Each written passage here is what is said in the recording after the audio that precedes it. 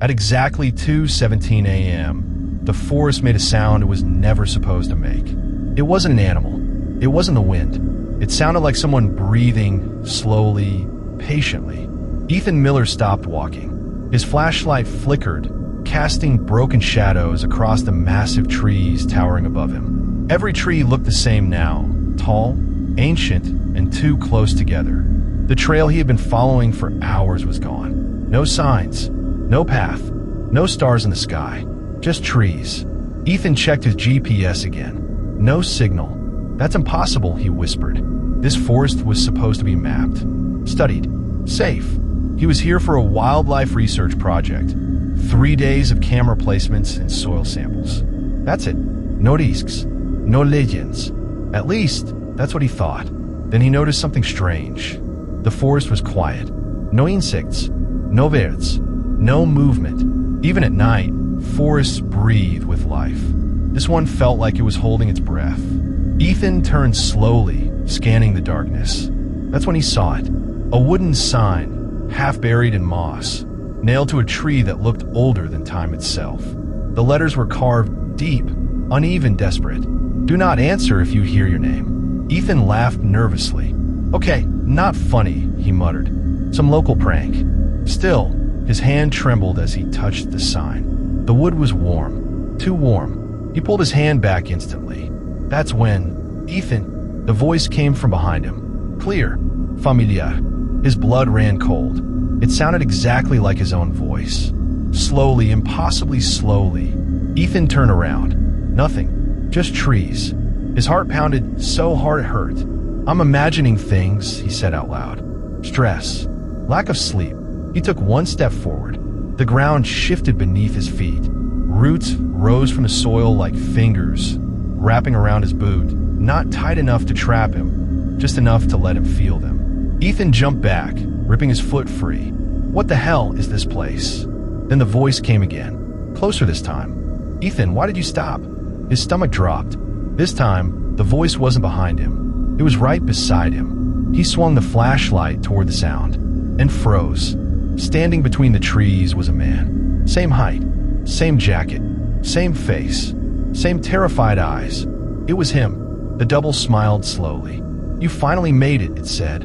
We've been waiting. The forest creaked softly like old bones moving. And for the first time since entering the woods, Ethan realized something terrifying. The forest wasn't empty. It was watching. Ethan couldn't move. The thing standing in front of him blinked exactly when he did. Same breath, same panic, same heartbeat. The copy tilted its head, studying him the way a scientist studies an insect. You look disappointed, it said softly. Did you expect a monster? Ethan staggered back. You're not real. The double smiled wider. That's what everyone says.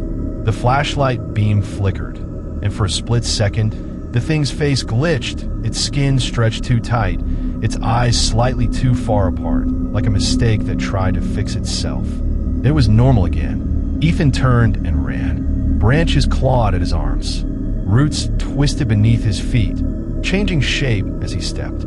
The forest rearranged itself, trees sliding closer, paths sealing shut behind him. No matter how fast he ran, the sound followed.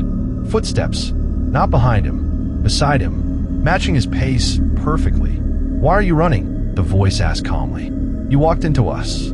Ethan tripped and fell hard onto the damp ground. His flashlight rolled away, spinning, then stopping on something that made his chest tighten. A campsite.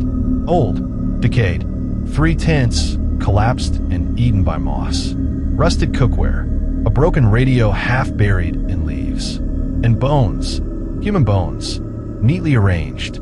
As if someone had tried to put a person back together and failed. Ethan scrambled backward. That group vanished 8 years ago, the double said, crouching beside the bones. Search teams came. Dogs came. Helicopters came. It tapped on the skulls gently. They heard their names too. Ethan shook his head.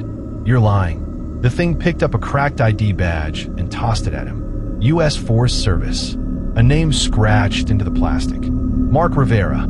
Ethan recognized it instantly. Mark Rivera was the ranger who trained him before this assignment. The last message Mark ever sent echoed in Ethan's memory. If you hear something call you, don't answer. Ethan's breath turned shallow. What do you want from me? He whispered. The forest grew louder. Trees groaned. Leaves rustled without wind. Shadows stretched unnaturally long. We don't want you, the double said gently. We want what you bring. It pointed at Ethan's chest. Your memories, your voice, your face. Suddenly, the trees around them lit up. Dozens of pale figures stepped forward from the darkness. Men, women, children, all staring, all familiar. Some had Ethan's face. Some wore his clothes. Some smiled with mouths that opened too wide. Each one whispered his name at a different speed. Ethan, Ethan, Ethan, Ethan, Ethan. He covered his ears, screaming. The double leaned close, its lips almost touching his ear. You don't escape this forest, it whispered. You get copied. The ground beneath Ethan cracked open slightly, revealing darkness below, deep, endless breathing. And then the forest went silent again. Too silent, as if it was waiting for his next move. Ethan woke up coughing. Dirt filled his mouth. His hands were buried in cold soil, like the forest had tried to plant him. He pushed himself up and instantly froze. The campsite was gone. No tents, no bonus, no clearing, only trees. Tall, endless, too close together. His flashlight lay beside him, somehow still on. The beam showed bark covered in scratches, deep, deliberate marks like someone had been counting days or people. One scratch pattern repeated on every tree. 5 short lines. One long line slashed through them. Ethan whispered, "This isn't possible." The radio on his belt crackled to life. Static, then breathing. Slow, familiar. Control. This is Ethan Walker, a voice said. Ethan's blood ran cold, because the voice coming from the radio was his. I'm lost, the radio Ethan continued. The forest is copying people. If anyone hears this, the message cut off. Ethan tore the radio from his belt and smashed the talk button. Who is this? Silence. Then another voice replaced it, calm, older. You're standing in Memory Sector C. Ethan recognized the voice instantly. Mark Rivera. Mark, Ethan whispered. You're dead. A dry chuckle came through the radio. I was, Mark said. Then the forest learned me. The trees ahead slowly shifted, opening into a narrow path that hadn't existed seconds earlier. You can't outrun it, Mark continued, and you can't fight it. The moment you entered, it started recording you. Ethan stepped back. Recording me for what? To replace you. The path pulsed like a throat swallowing. Ethan followed it because every other direction now led back to the same spot. As he walked, the forest began to change. The air smelled like his childhood home, pine mixed with old carpet and rain. Then he saw it. A house. Small, wooden, completely out of place. His house. The one he grew up in. Every detail was perfect. The broken step, the chipped door frame, the porch light that never worked. Ethan's hands trembled. No, oh no, no, no. The front door creaked open by itself. Inside, the lights were on, and voices were talking. His mother's laugh, his father's cough, a younger Ethan arguing about homework. The radio whispered, it builds using memory. Strong memories make strong copies. Ethan stepped inside. The house smelled warm, safe. His mother stood in the kitchen, back turned. Ethan, she said gently, you're home late. Tears burned his eyes. Mom, she turned around. Her face was right, but her eyes were wrong, too empty. Like windows painted on a wall. You shouldn't have come here, she said, smiling without emotion. The walls began to breathe. Family photos on the walls changed. Every picture now showed Ethan standing slightly behind himself, watching. The younger Ethan in the living room suddenly stopped talking. He slowly turned his head and stared directly at the real Ethan. I hear you at night, the child said in a voice far too old. You walk around inside the trees. The floorboards cracked. Roots burst through the walls, wrapping around furniture, crawling toward Ethan's legs. The radio screamed with static. This is how it learns, Mark shouted. IT uses what you love. Ethan ran back outside, slamming the door. The house collapsed instantly into bark and vines, as if it had never existed. The forest closed in again, and standing directly in front of him was another Ethan. This one looked calmer, cleaner, smiling. "I remember things you don't," the copy said softly. "I remember what you try to forget." The copy leaned closer. "Do you remember why you really came into this forest?" Ethan's head began to pound. A memory tried to surface. Something he had buried. Something the forest had already found. The trees leaned inward, listening. Ethan's chest heaved as he stared at the copy of himself. It didn't blink. It didn't breathe. It just watched. "You came here for research," the copy said, voice calm, unnerving. "But the forest, it doesn't care about research. It cares about what it can keep." Ethan swallowed hard. "Keep what?" The forest responded itself, shifting subtly, a low hum vibrating through the ground. Roots tangled around Ethan's boots, not painful yet, just present, watching, reminding him that the forest was alive. More than alive. "You," the copy said softly, stepping aside. The trees seemed to bend, forming a corridor. A path appeared, twisted but clear, leading deeper into darkness. "Follow," the copy whispered. "You'll learn. Or be replaced." Ethan hesitated. His mind screamed at him to turn back, but curiosity, horrible human curiosity, pushed him forward. The corridor of trees led to a small clearing. In the center stood a massive tree, ancient, bark blackened as if charred, roots sprawling outward like tentacles. Ethan's recorder, which he had dropped earlier, began to buzz with static. A faint glow from the device illuminated carvings in the tree, symbols he didn't recognize, twisting like they were moving. A voice echoed from nowhere. "You brought yourself here." Ethan froze. The voice was inside his head. "You wanted to know the forest," it said. "Now it knows you." From the base of the tree, something stirred. Roots twisted upward, forming shapes that resembled faces. Faces of people he had seen online. Missing hikers, camp records, faces staring, blank, hollow. "They are not dead," the voice whispered. "They are remembered. They are kept." Ethan took a step back. His boots sank slightly into the ground. Roots coiled around him gently, like soft hands, pulling him toward the tree. "No," Ethan yelled. "I'm not." But the forest ignored him. Then he saw it. Inside the massive tree's bark, something shifted. A mirror-like surface reflecting his own terrified face. But behind him, a forest of duplicates. Ethan after Ethan, lined up in endless rows. "You can run," the voice said. "You can scream. But the forest learns faster than you flee. Faster than you hide." Ethan's legs went numb. He looked down. Roots were no longer just under him. They were crawling up his pants, wrapping around his waist, his arms, his fingers. And then the copy spoke again, softly, almost kindly. "You can join willingly or be remembered unwillingly." The leaves above rustled like whispers. And Ethan understood. The forest did not kill. It did not hunt.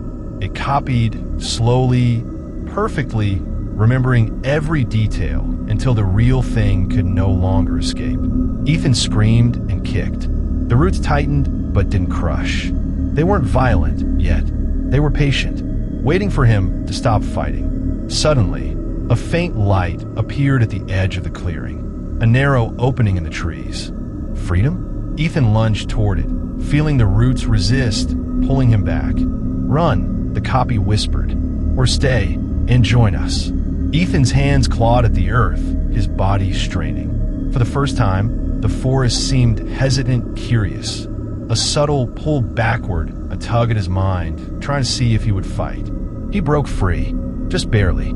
Sprinting into the opening, the trees shifted, closing behind him, but not entirely. He glanced back. The copy was gone. But the forest was smiling. Ethan ran blindly through the narrow opening, branches scratching his face, roots tangling his legs. Every step forward felt heavier, as if the forest was weighing him down, calculating how far he could go before it reclaimed him. The moon, barely visible through the canopy, flickered like a dying light. Shadows stretched unnaturally long, twisting into forms that resembled people, his past classmates, hikers, even his own parents. Each shadow whispered his name softly, coaxing, tempting him to stop. No, I'm not stopping, Ethan shouted, panting, fear clawing at his throat. Suddenly, the forest went silent. Too silent. Even the wind had stopped. Ethan slowed, his chest heaving, eyes scanning the darkness. Ahead, he saw a small clearing. His mind screamed relief. Light, open space, safety. But as he stepped into it, he froze. The ground itself was moving. Roots, thick and black, rose from the earth, forming shapes of humans, yet twisted, unnatural. Faces formed in the bark, mouths opening in silent screams. The copy, his double, stepped from the shadows, one hand extended. You can't leave, it said calmly. Not without giving us your memory, your voice, your fear. Ethan turned, looking for another escape, but the trees had multiplied. The path he came from no longer existed. Every direction was forest. Every shadow was alive. Terror surged through him. He tripped, falling onto the damp earth. Roots snaked around his wrists, gently but firmly pulling him toward the double. Join willingly, the copy whispered, or be remembered forever. Ethan screamed, trying to resist, but the roots tightened like soft chains, anchoring him. He closed his eyes, expecting pain, but there was none. Only a strange, heavy calm. When he opened his eyes, he was no longer alone. The clearing was full of people, or versions of people. Some familiar, some strangers, but all silent, frozen, standing like statues made of bark and roots. Their eyes, hollow or glowing faintly, all turned toward him. You see now, the copy said, voice echoing in every direction. The forest doesn't kill. It doesn't need to. It remembers. And when it remembers, it never forgets. Ethan's knees sank into the earth. The roots began to coil around his body, creeping up his legs, spine, and arms. His heartbeat thundered, loud in his ears. His mind screamed for escape, but his body felt like it belonged to the forest now. The last thing he saw before the shadows claimed him was his own face, reflected in the bark of a tree, smiling at him. Not the Ethan he knew, not the frightened Ethan. A perfect copy.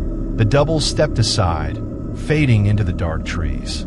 The forest exhaled, and somewhere deep inside, a new root began to grow.